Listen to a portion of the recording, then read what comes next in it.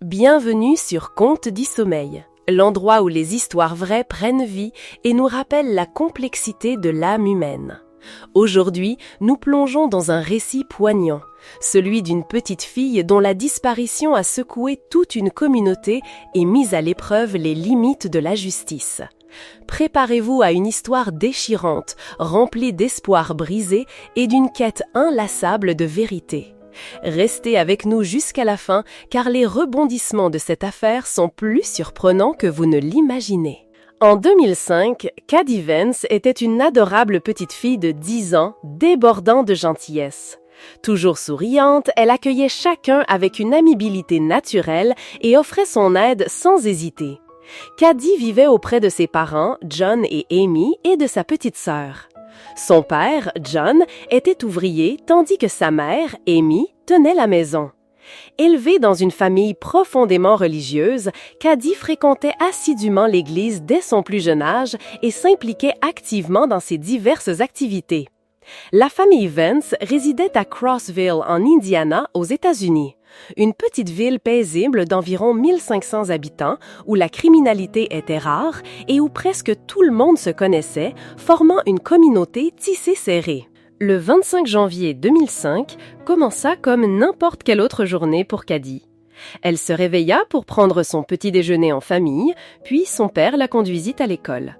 Cady était remplie d'excitation à l'idée de la fête que l'école allait organiser le lendemain.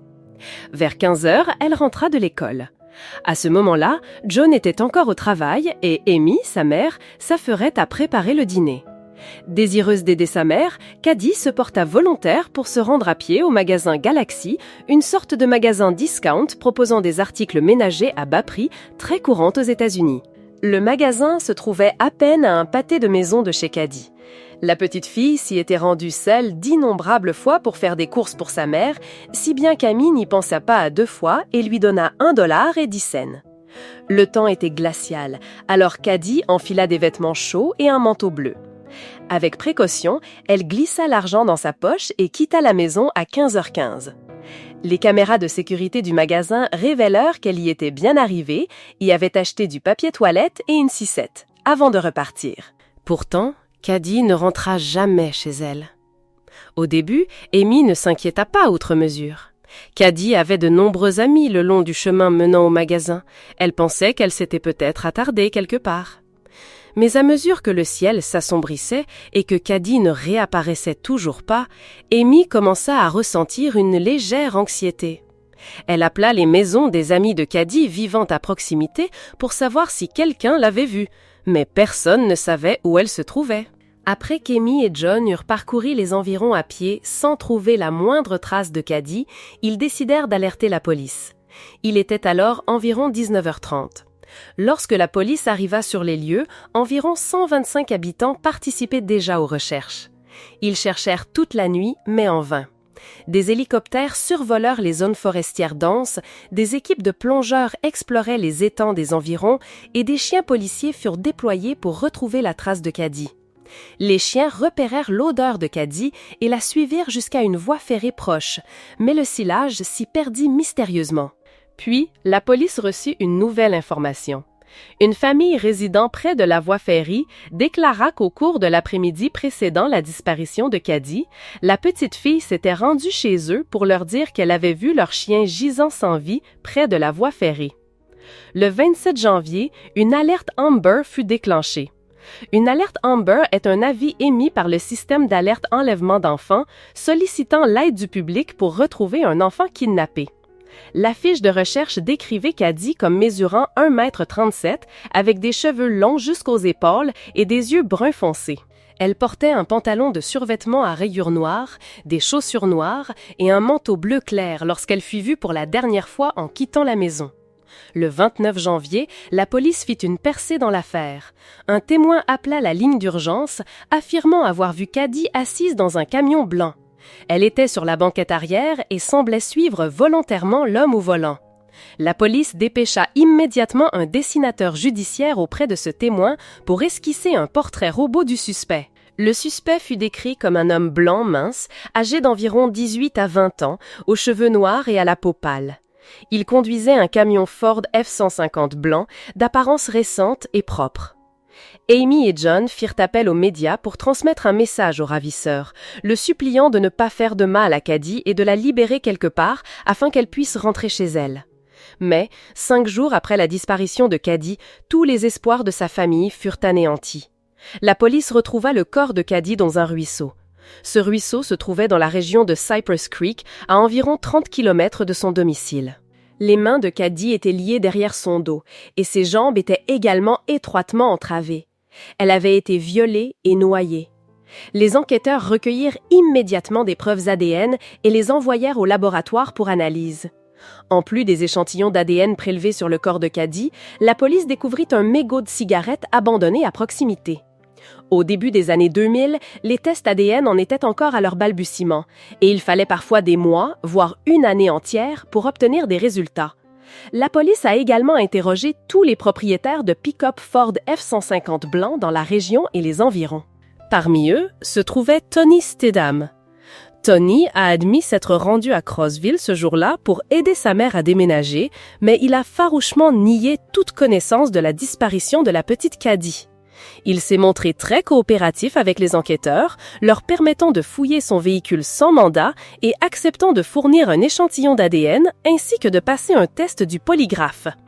Après que Tony a réussi le test, la police lui a dit qu'ils en avaient terminé avec lui. Pendant ce temps, l'enquête se poursuivait sans relâche. La police a reçu une multitude d'informations de la part des habitants. Beaucoup ont appelé, convaincus que le responsable de la disparition de Caddy était un jeune homme vivant près du magasin à prix unique. Ils le décrivaient comme un excentrique, souvent vu dans son jardin, le regard perdu dans le vide, comme sous l'emprise de stupéfiants. Il organisait également des fêtes bruyantes qui duraient toute la nuit et fréquentait des individus peu recommandables.